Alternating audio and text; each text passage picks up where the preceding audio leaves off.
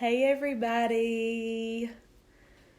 Welcome, welcome, welcome. So it is telling my followers that we have started a live video. Just got a notification, so you should be getting one shortly. Hey Marcy. So, okay, yes. I'm going to invite Marcy on. And it's waiting for her. I've never done this before. Hey. Hey! I mean, I've talked on camera, but I've never done it like on IG. Hold on, let me make sure I'm like in the frame. Oh wait, that's hold on. Okay, I'm in the frame. Hello. Okay. Yay! Hey. I was gonna say wow, Corona here, but whatever. Corona I'm here.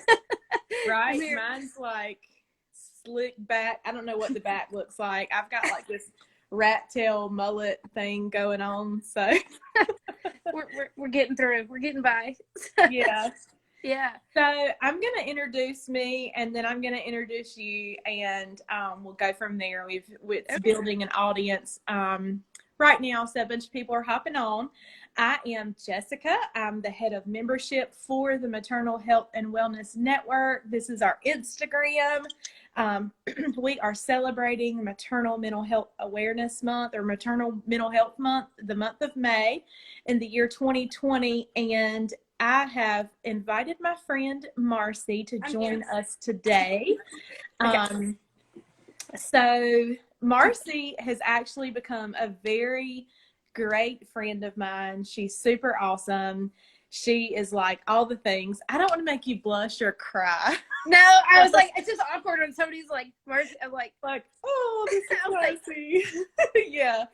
So Marcy founded a nonprofit here in Eastern North Carolina where we live called Hope Women and Family Services. And we're going to talk about the organization today, but I guess like the main focus or what we're going to talk about is how nothing is wasted and how we use our experiences and everything, our story, and turn it into something totally awesome that other people can benefit from. I think I've used this analogy before. It's like getting the lemons, making the lemonade, setting up a lemonade stand, giving the lemonade away. So welcome, Marcy. hey, and let me say this too. So Marcy's a birth doula, a postpartum doula. She has her master's degree in education. She taught like family consumer science courses. You got it right.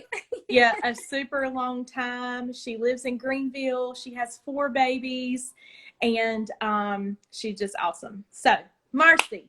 Hey, thanks. Yeah, I don't even know what to say. I'm like, oh gosh, like that was great. Yeah, I'm happy to be here. Thanks, Jessica, for asking, and I'm excited to share all the things. I'm gonna let you kind of steer the conversation, but I'm excited to be here to chat and to bring advocacy for maternal mental health, and especially thinking about what we can do. I feel like so many times in life, we always feel like, oh, there's like this problem, and we feel like the little things that we're doing aren't helping to solve the problem, but it's not necessarily like we need to solve everything in a day. It's like, okay, what can we do each day to take little steps to make it better, right? Mm-hmm. So no matter what it is in life. So I think just you guys doing these videos and just every little step of the way is bringing us closer and closer. So thanks for having me.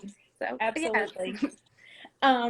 So tell me about your history with perinatal mood and anxiety disorder. You have 4 children, and so I know, but not everyone out there on Instagram land knows. So talk to us about that first. So, when I got pregnant with my first child, it was one of those things like you just hear about. It was like, I didn't really know. I honestly don't think I knew anybody.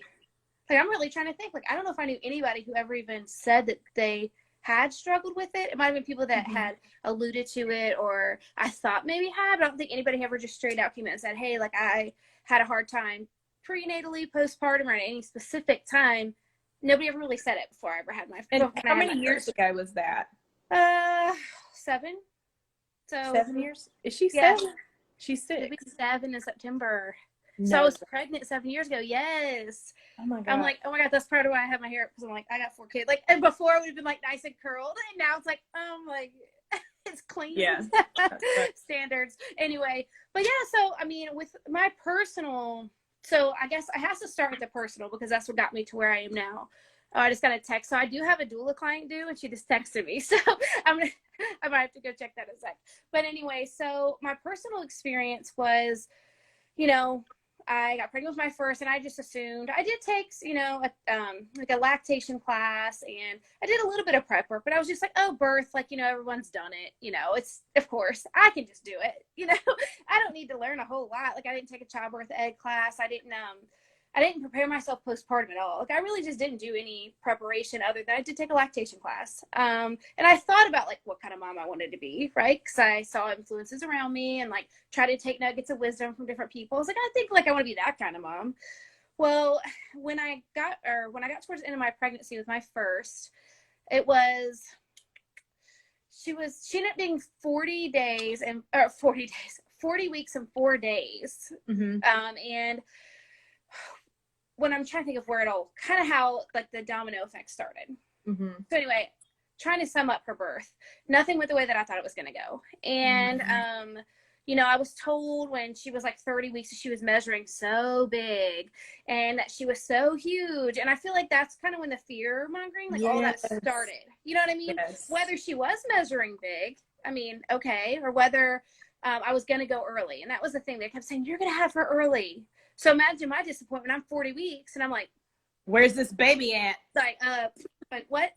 So I feel like that's kind of where this all began. And I started to doubt myself then. Like that's the first domino of doubting, And then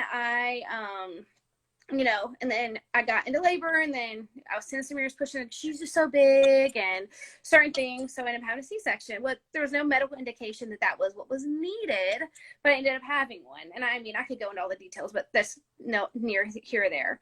So that was like the next doubting. So I was like, everything I thought was going to happen didn't. Not that a cesarean birth necessarily means you're going to struggle. It just depends on it depends on the person's perception of the event. So like for me, with that one, go ahead.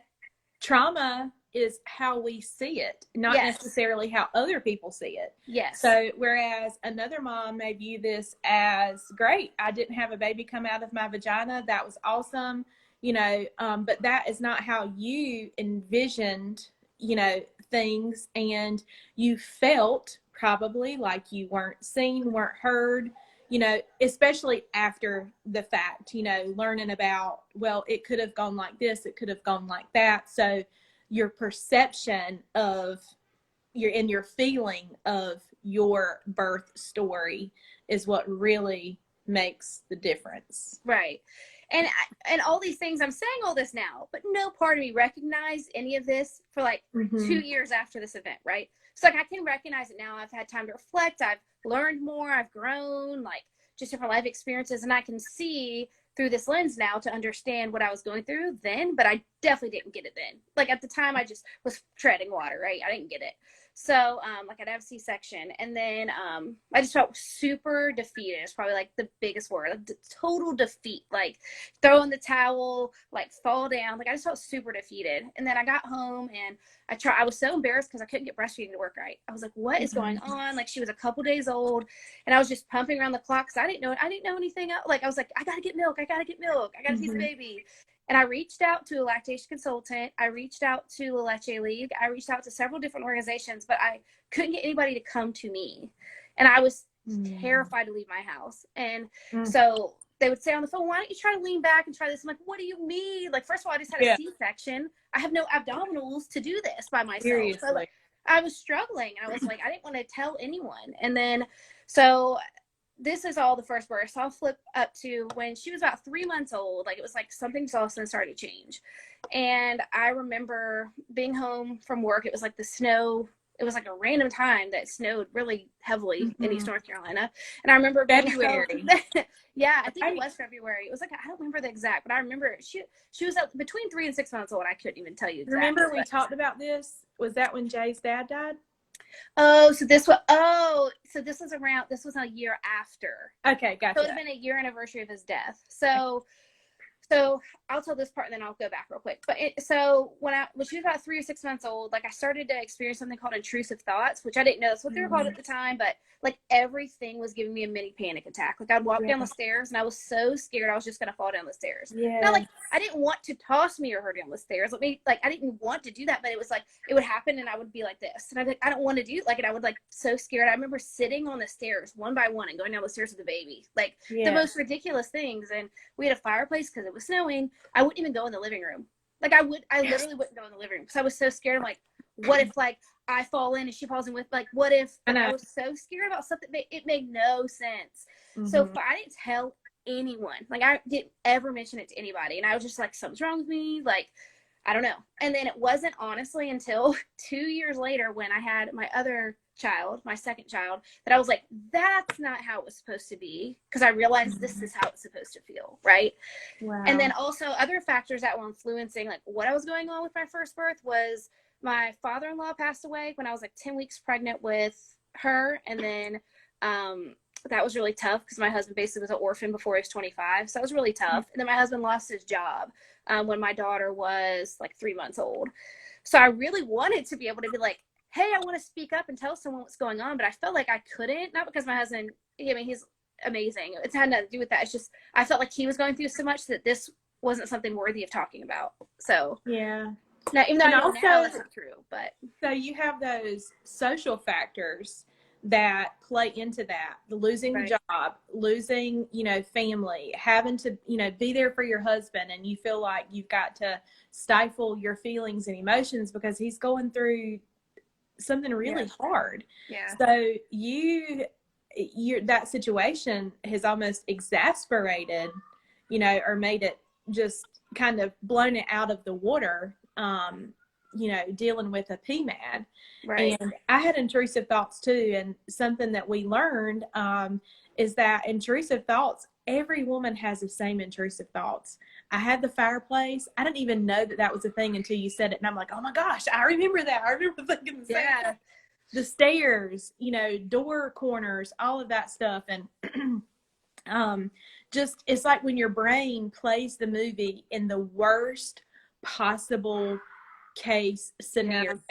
It's like Final Destination with the log truck. Does that really happen? Right. So you have 4 babies now. Tell us when, how Hope came about, and, because hearing your story and knowing what we do at Hope, I'm like, wow, okay, yes, that's why we do, go into people's houses and all of that stuff. So tell us how that plays and how you use that to birth your nonprofit baby. Birth the nonprofit, which is just dating a while. Ready to birth this thing. No, so okay. So I guess spinning it back, my mom's middle name is Hope. So I ended up naming my daughter's, the one that I'm talking about from the first birth, her middle name is Hope. And when I was first thinking about, so that's kind of where the name came from. Well, it's definitely where the name came from, but also the idea of hope and like giving others hope. So, I mean, there's so many plays and words that we could go with here. And I really wanted to do women and family services just because, of course, like this directly affects moms, but, being inclusive with women, like there's different stages and different types of motherhood. And then also just family services because, mother is a sinner and it's like everybody's impacted. So I know it's like a broad way to say it, but I wanted to be like inclusive of all the members. But dang, I forgot what you asked specifically. Oh, how did this all come about? So I had finished busy times. I had finished my master's and I thought I was going to go back to a job that I just didn't want to do. I don't know how to say it. Like I didn't want to do it. It was good money, but it just didn't like fuel my soul at all. And I liked the people I worked with, but I found out like it was in July that I wasn't going to have the opportunity back. And it just, it was really hard for me to accept that. I remember going home and just crying. And I told my husband, I was like, I've got this master's. I have 3 kids. Like what? I wasted my time. Like I just was going through everything. Plus I was 2 months postpartum. Best time to like feel defeated about anything. And I was like, I know I want to do something. He's like, just sleep on it. And I remember just literally just sleep on it. Yeah, literally. I did sleep and I woke up and I was like, I had already been doing a lot of, so I had been coordinating meal trains for people. I had been bringing meals to moms. I had been being basically a perinatal consultant of nature, but just without the title for years. And I didn't even, like, it was like all these things kind of came to a head, and I was like, this makes perfect sense. And it started as just, I remember like, women need postpartum support. And I just went with it. And I was like, I don't know how this is going to happen. Like, I don't know the details. I don't know how it's going to come together. I don't know what people are going to think about me. Like, I was just like, I don't care. Like, women need support, and I'm going to find out how we can get it to them. Because I knew that I wasn't in, so I live in Greenville, North Carolina now.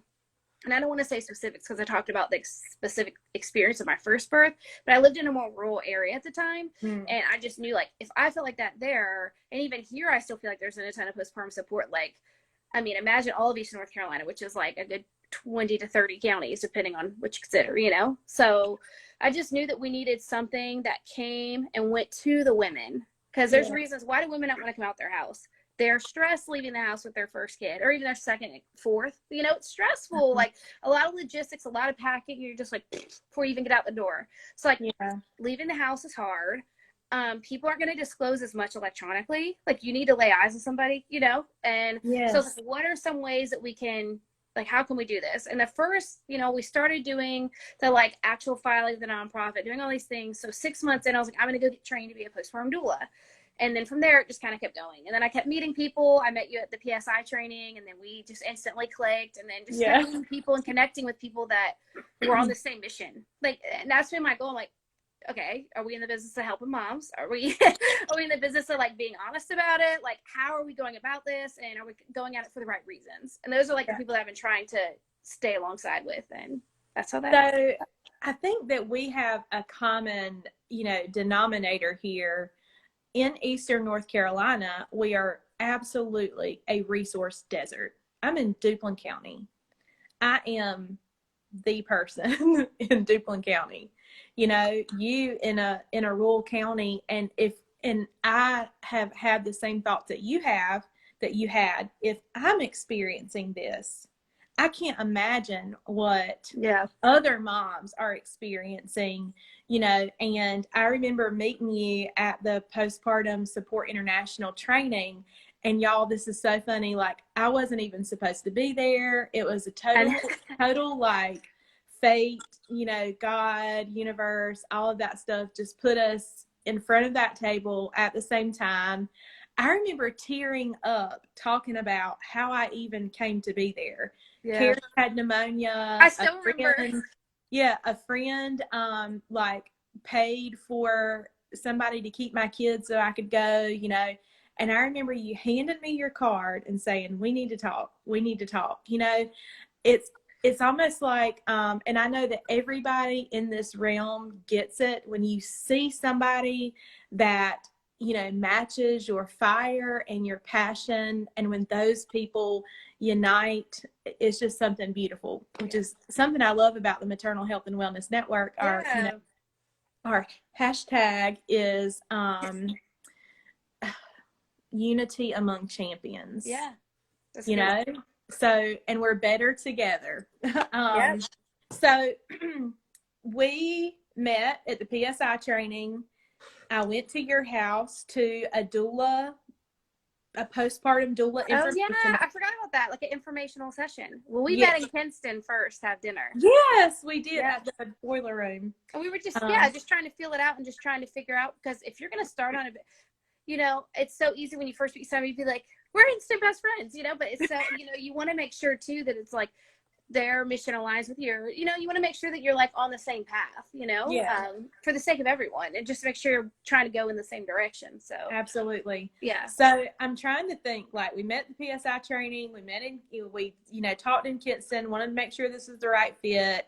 I went to your house, and you had the meeting about the postpartum, who wanted to be trained as a postpartum doula, so we can get ants on the ground in Eastern North Carolina in our resource desert. And I know that we started fundraising for the postpartum doula training. We did it. How many thousands of dollars did we raise? I mean, it was like $5,000. Yeah. So around 4 to 5. Yeah. We met the need in Eastern North Carolina with training how many doulas? It was like 10. Okay. So y'all, this is huge.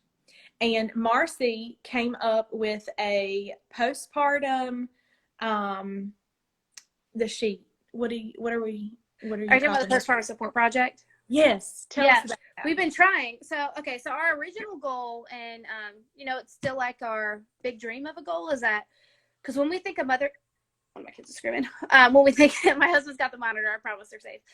When you think about motherhood, it's easy to silo off every part of motherhood into something different. So it's like, okay, well, her emotional well-being, or her physical being, or her intellectual, her social, her spiritual, like all these different pieces that make up a whole human person. It's easy to like silo them off. So we were trying to come at the postpartum support project thinking of the whole human person. So like, okay, her physical needs, her intellectual needs, her emotional needs. So the postpartum support project would go all the way from the postpartum doula support. We were trying to do health and wellness activities, so physical activities, mom's walking groups, different things, meal trains, that's a physical need, a nutritional need, intellectual needs, so like keeping them connected with another mama, that's an emotional need as well, just talking through these things.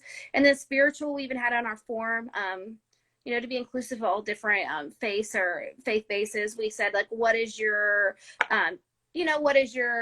specific religious affiliation, so that we could connect them. So it's good for us to know, let's say somebody, whatever their specific need is, we can connect them to a leader in their, affiliation. So we've been asked that.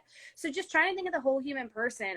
Because I feel like when you hear of different things in the community, it's like, okay, well, they do this one thing. I'm like, well, it's also a silo that like all of it goes in together. You think about whole care. So yeah, that was the whole idea of the postpartum support project, is taking care of their whole So you mapped the areas in Eastern North Carolina that had low socioeconomic status, and that is where the need needed to be met. Yes, there it is.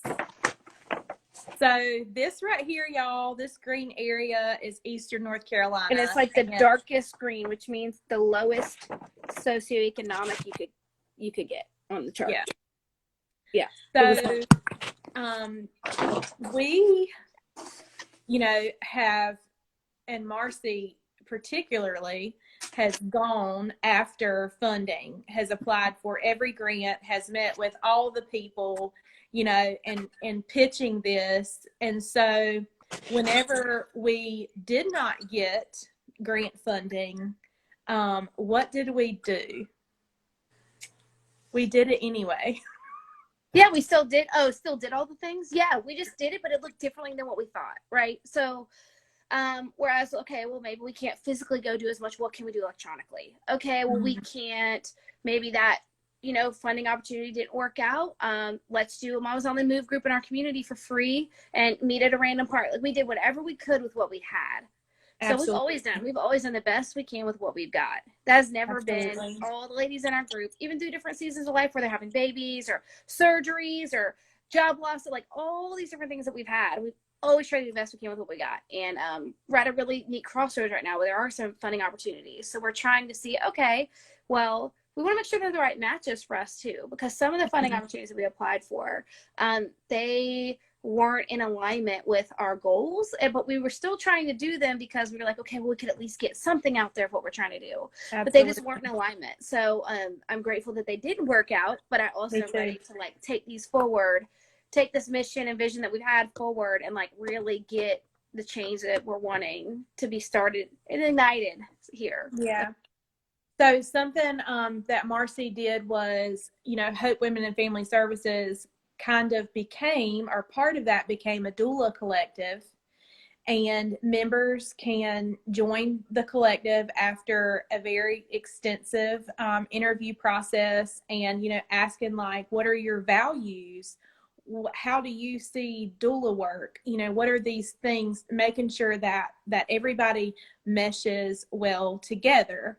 And something that I love about our organization as well is, like the scope of practice, the, what else is it? The things, the rules. Like code of ethics and. Yes. Right. Yes. We really want to make sure that, because in the nature of the work that we're doing, moms come from all different backgrounds, so we want to make sure that, there's going to be certain things that, I can be trained on, but I also want to make sure that, I don't know, we just want to make sure that we are inclusive and we are thinking through, I don't know what the right terminology is here, but we just want to make sure that we are able to love on any mom that comes through the program, and we want to make sure that we're doing them justice as well. Like, we don't want, that's why we're very particular about it, is because we want to make sure that it's professional information that they're getting with a loving lens, right? So just trying to be really careful about that. I love that. Yeah. And so I was trying to find a way so you've gone from so shiny postpartum doulas, birth doulas. Most everyone has had the opportunity to go through the breastfeeding peer counselor training through the North Carolina WIC. We have lactation counselors, IBCLC, health educators, Lamaze certified childbirth educators, people working in their own wheelhouse, coming together to get this done. Yep. And it's phenomenal. I love it. I love you. I love all the ladies, I love you too. Wait, you're just our powerhouse. You're so awesome. So I don't know that, but tell us what is going on with Hope. Well, first of all, let's back up. Do you have the stats on how many women, how many hours, how many miles, all of that I don't have the miles, but it was a lot. So I just sent out, because we've been working on a grant application. I just sent out, I'll give you a little brief overview. How about that? Yes. But other things, now why ain't the password going to work? You know what I mean? My passwords don't want to work. Am I the only one? It's okay, but I can remember off the top of my head. No, I can't. Girl, I ain't got the stats on me. And I got everything on that is grant written on the end of my phone. I can't get on it. I don't have all the stats, but I do have, trying to think of the specifics I can think of. It was like over 700 hours. Yeah, it was over 700 hours. I can't remember the exact mileage. I've been in grant writing mode, guys. We have a grant that we're turning in on May 27th. So it's been like any numbers that were up here are like right now. I mean, we're talking like tens of families, a ton of families, a ton of meals. I think we had 200, or it was a lot. It was like 200 different folks. And we, just thinking about even in my own, like, at least just to take it out on a personal level, or even out of the numbers, like every other week, if not more, I'm delivering a meal to a mom at her home. Like I said, we're doing the best we can with what we've got. I at least once a week get a request about somebody who needs services or needs some extra support. And we did a workshop last year. So it's been about a year and a month or two. It's good. We did a workshop about a year and a month or two, and all the survey data that came back on that, everybody was extremely impressed, would be willing to recommend it to somebody else. And the whole purpose of that workshop, it was the first of its kind here in Eastern North Carolina, was to educate perinatal providers or professionals on PMAD, so perinatal mood and anxiety disorders, safe sleep information, on resources in the area. What is a doula, right? What is a doula?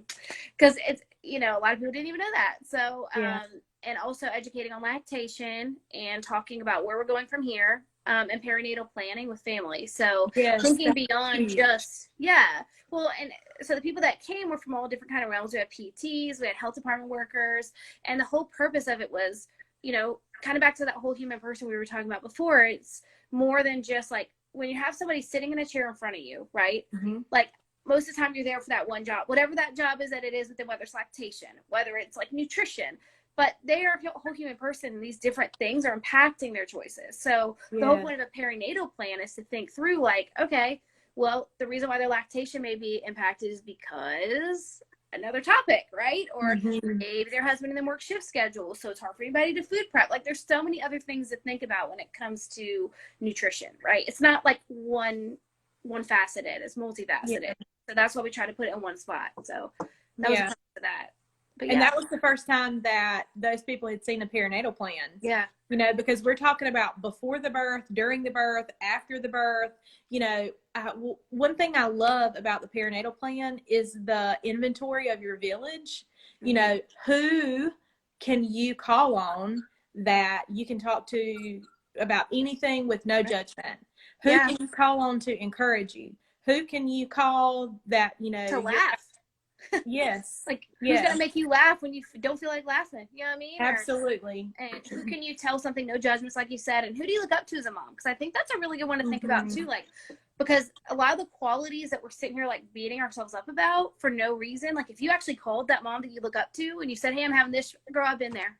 Like everybody, Exactly. but you're sitting here like putting them up on a pedestal, but really they've been where you are, you know, like you go, one of your favorite sayings is like going through the trenches with them. Like they might not be in the trenches right now, but they've climbed out. Do you know what I mean? Like Absolutely. they're in a different place now, but that doesn't mean they don't have the compassion and they don't remember what it was like to be in that, you know, in the trench, you know, whether they're sliding into the trench, whether they're like slowly rolling, like, you get to the trench in different ways, you know. So I think of the trenches like the foxholes that I think that they did in like maybe World War II, where they were, you know, down there and they had certain people telling them, you know, these are coming, you need to shoot here, all of that stuff. It was a battle strategy, you know, and if there's anything in life that is a battle, it's motherhood. Right. And if there's anything in life that we need people surrounding us and encouraging us and telling us what's on the horizon, telling us that we're going to climb out, you know, or,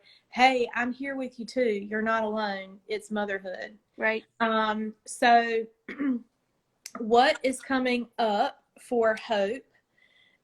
As far as tell us about this grant and what we are going to do with that. Well, when we get it, if and when. The whole goal of the grant, and I really appreciate this in the grant, is it follows moms from prenatal to birth to postpartum up to a year. A year postpartum. Yes, up to a year. It follows them through that whole time period, and the whole purpose of the grant is to reduce maternal mortality rates.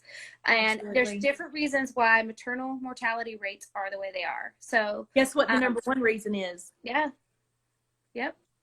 PMADs. Yep. That is I didn't say it, it's like I knew what you were going to say. But yeah. That's the number one. Yeah.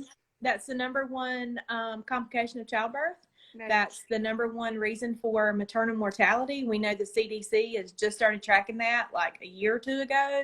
Yeah. And even, you know, one of the Maternal Health and Wellness Network's own, Stephen D'Achille, his wife suffered with a PMAD and ended up taking her own life, and it wasn't listed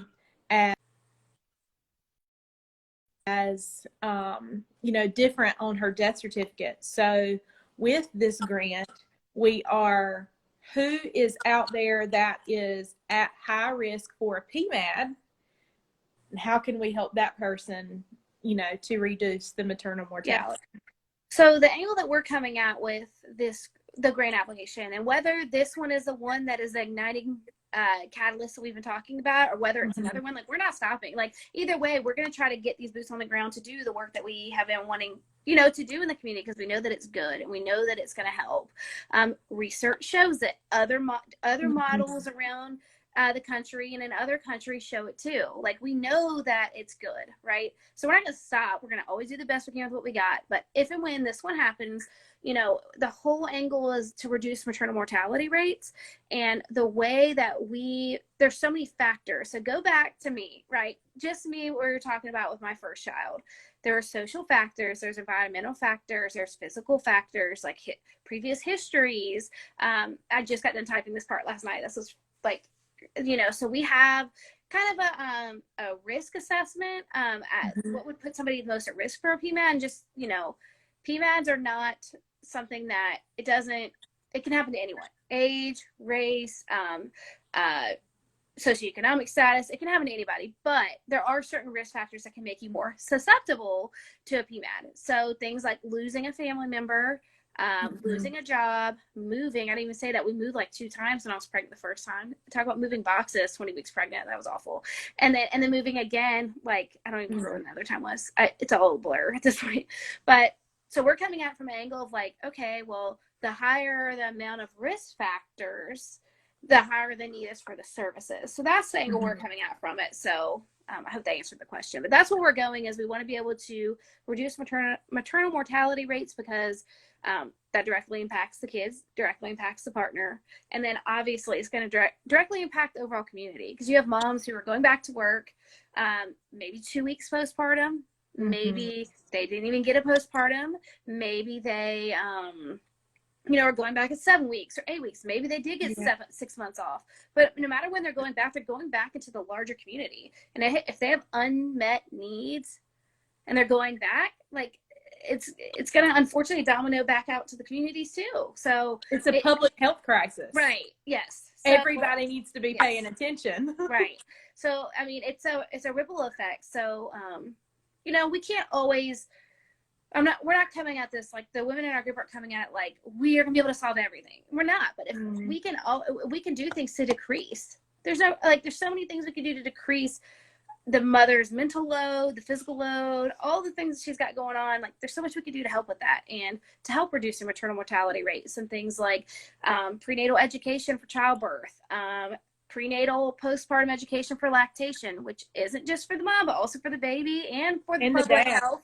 It's for everybody. Even for our environment, reducing waste. Like, there's so many things that can happen just for some really good evidence-based perinatal education can help, and then also perinatal support. So that's summing it up. I love that. And when I worked at WIC, that was something that I liked about that job, was following moms from the time they got the positive pregnancy test, or when they came in for services for the first time, until a year postpartum, with my scope. But then you also saw them at every other visit that they came in, to the nutritionist and all of that. And we know how important it is to increase awareness and to make sure that all of the mamas are loved on, and that they know that they're not alone, and that they're not to blame. They didn't do something to bring this on themselves, and that there is help out there. And we also, network with a lot of providers in the East to find out, who is the best to send mamas to, that we know that where they're going to be taken care of and loved on and treated how we would treat them if we were psychologists or psychiatrists or therapists or whatever. So I just love you. I feel I love how you took that desperate time, and that, oh, look, there's Lauren.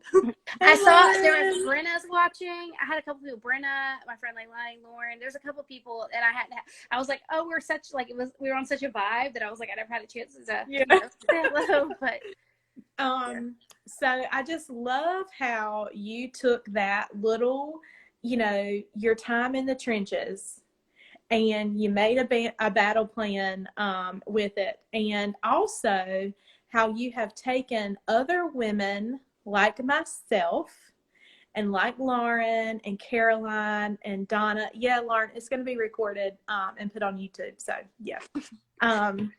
But you've taken all of us under your wing, and all of us have a different story and have a different wheelhouse and all of that stuff. And you're like, okay, this is what we can do. Like, you have seriously given us, and I am not going to cry, and Eastern North Carolina such a gift just by using your story and helping others. And, I did not get to have a postpartum doula, but you were there for me after I had my tubes tied. I did give you a meal. Yeah, you did. Yeah. Yeah. And you're just so awesome. And I love what Hope Women and Family Services are, what we're doing, and, all of the different people and the different organizations. And I know without a doubt, this model needs to fit for us in Eastern North Carolina. We're not stopping. We're just going to keep on keeping on. That's right. I agree. And I like how, you said we all have our different wheelhouses. And I think that's what's great, as coming together as a collective. Like, so you can do, there's a saying, like, you can do I don't remember who said it. Maybe Brene Brown or something. I don't know. They said, like, the amount of things you could do when you come together as a group versus you can do when you're on your own. Like, and that's what's great, is we all offer so many different skills. Like, none of us are like each other at all. Like, we're all so different. And and the thing is all of us have always continued to have a growth mindset. So like we haven't been perfect. Like we've been doing everything we can with what we got, which wasn't a whole lot, but we still found a way to do all these different things. And I feel like all of us, each year, each month, each day that goes by, we've got a growth mindset. So it's like we're willing to learn, and we're willing to say, okay, well, let me refix this. Let me model what I preach. Let me practice what I preach. The age-old saying, you know, and we're trying to constantly have that growth mindset so that we can keep growing for the greater good of everybody here. Because we want to be the best that we can be to do this work, right? Hey, like we're not perfect by any means, but we're always willing to grow, learn, and listen. And we want to collaborate with professionals in the area. Like from day one, we have reached out to OBs, pediatricians, the local area hospitals, local businesses, local business owners, PTs. I mean, I can't even list everyone out. Like, I mean, I've even networked with hair salons. Like, I mean, we have tried to network with anyone that we think would be able to get this little seed out and help out, not just for our end, but also for moms. So when they hear a mom, maybe a mom is sitting in a salon chair and she's, you know, I just haven't felt like myself lately. Hey, well, you know what? I've heard of this group. Some, you know, just starting those little sparks of connections. So, you know, and you know, we are going to keep trying to do that. And, you know, we've already, when we started this, all of us said, I remember talking to you, talking to Lauren, talking to all the different ladies in the group. We said, if we help one mom, our mission was met. But each day, yes, and each day to one more. And I mean, sometimes, you know, when you talk about project outcomes, or you talk about outcomes of grants, or you talk about outcomes. So it's like, what was the beginning and where is it at now?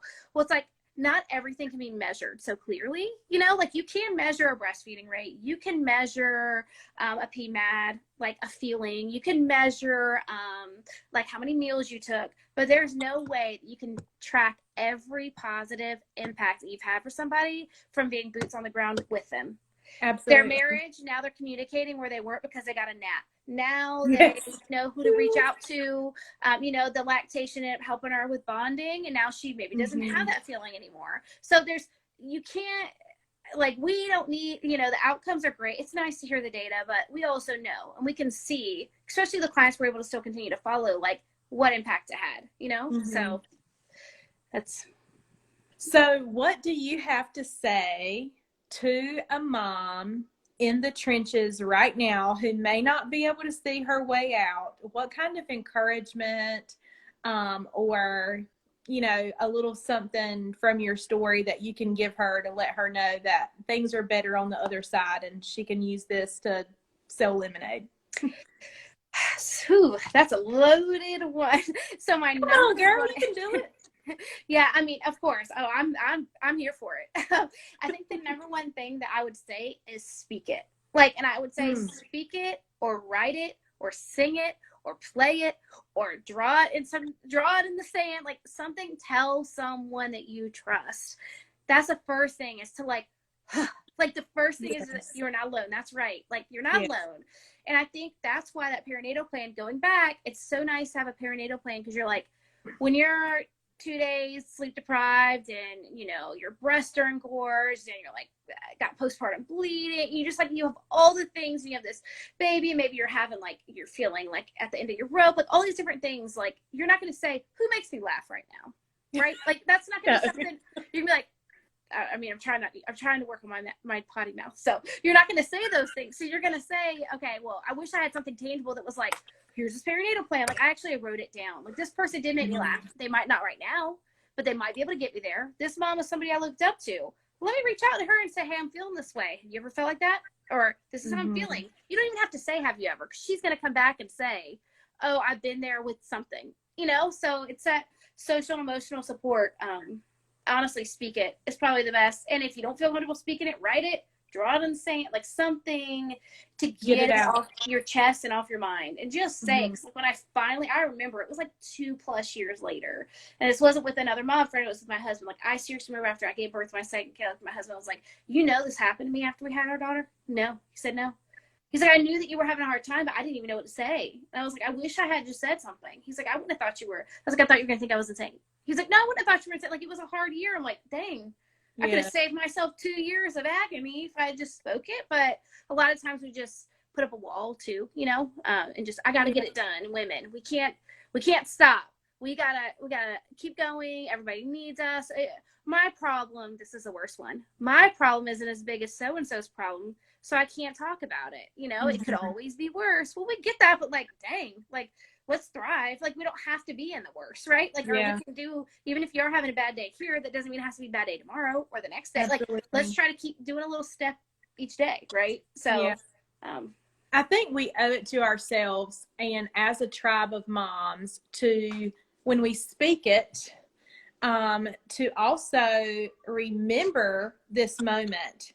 And so when other moms, you know, it's almost like paying it forward. You know, when somebody pays for your meal at the drive-thru and you pay for the meal for the person behind you and it just keeps on going, you know, that's how this should be. We should take our, you know, challenges and do that, you know, for other women, for the greater good, for the, you know, the mama tribe as a whole. Right. And, you know, we might not be able to have a dream and start a nonprofit and get all of these things going in half part of our state, but we can make a big impact in someone's life. And like you said a few minutes ago, you know, if we helped one person, it was worth it. And so this is great. Yeah. It's like hanging out with, you know, like, this is cool. I liked it. I've never done an Instagram live with somebody else, so this is really cool. Yeah. So it's going to be on YouTube. How can we find Hope Women and Family Services? Okay. So we do have a website, like, we're legit. If you go to HOPEWFS.org, because we are an organization, a nonprofit, 501c3, you can find us there. We also are on Facebook, Hope Women and Family Services. We're on Instagram or I think it's like the mention or whatever you call it. Yeah. HOPEWFS. We're there too. And we try to share our content, like our online presence tries to be uplifting. We try to keep it positive. I mean, we do share real and authentic, but we also try to keep it positive. We always like feedback, and we love for you to share with us or share things we share if it strikes a chord with you. And just, you know, if you know a mom, period, it'd be great to direct her our way, just because even if she isn't in the trenches right now, like, maybe it'll inspire her to, like, start thinking about her story, and then maybe she can come through some things that she didn't realize she needed to come through, you know, or she can be a little ignition, what is that?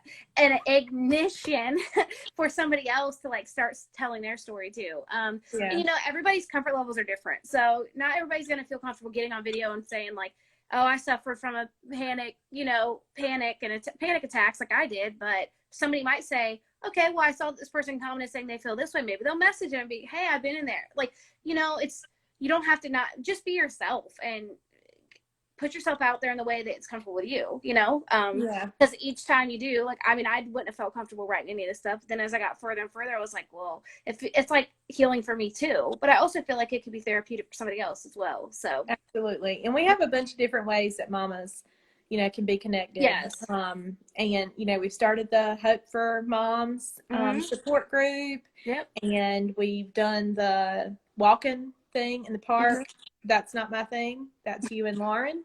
Yeah. And, you know, just matching people up with resources in the area. So thank you so much. Yeah, thanks for having me. I really appreciate it. I love you so much. It was an honor, honestly, to be here and just chat. And, you know, yeah, it was, thank you. Yeah, awesome. I can't wait to see you again. I know. Corona hug. Yes. All right. Quarantine hug. Thanks everybody for watching, and hey everybody out there in YouTube land, see y'all later. See ya. Bye. Bye.